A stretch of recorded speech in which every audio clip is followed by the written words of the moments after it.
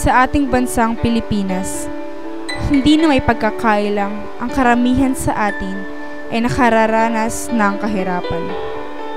Kahirapan na dulot na rin ng korupsyon at kawalan ng disiplina ng mamamayang Pilipino, mapagobyerno man o sambahayan. Sa aming paghahanap, nakaagaw ng aming pansin ang dalawang batang ito.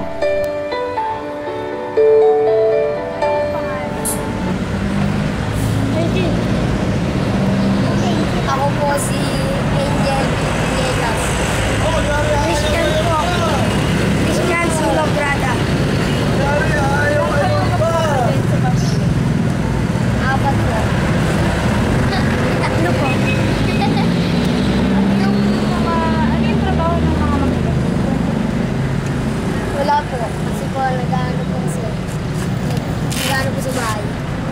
Naguluto po. Ano rin po.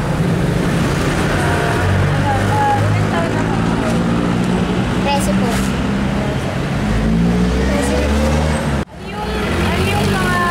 Ano yung ginagawa niyo sa araw-araw? Kwento niyo sa akin. Minsan po nagtatrabaho, minsan po nag-computer. Pagpagaling po ng umaga, nagtatawag. Pagpagaling po ng gabi, nagbabagin po paggabi. Bakit ganun yung trabaho? Bakit kayo nagpa-party? Ba't kayo nagtatawag? Bumili po ng pagkain. Nag-aaral ba kayo? Ako. Nag-aaral kayo? Hindi na po. Hindi ka na nag-aaral? Di dapat first year ka na ngayon?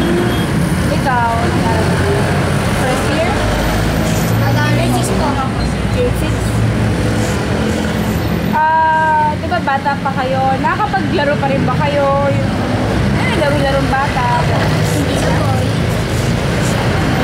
Bale, parang nagkatrabaho na lang kayo.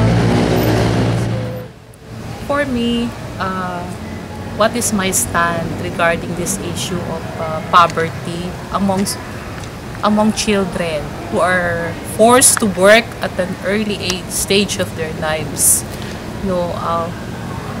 I believe that first of all, it is against God's will. Why?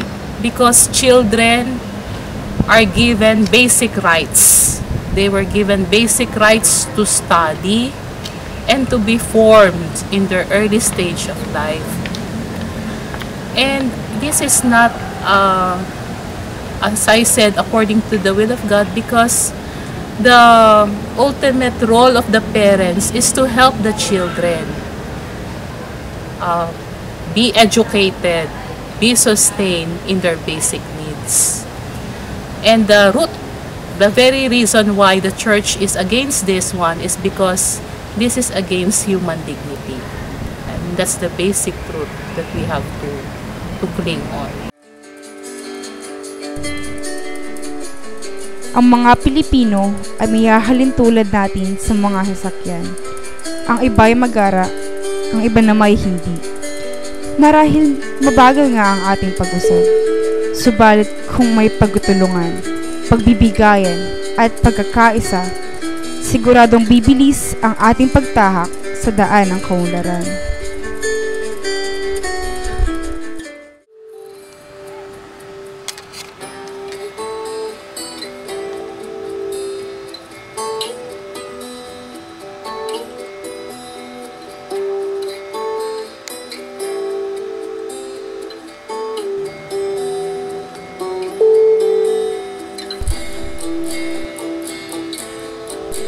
Sa kalagayan ngayon ng ating bayan, ano pa kaya magagawa natin upang mapanatili sa mga batang ito ang ngiti sa kanilang mga labi?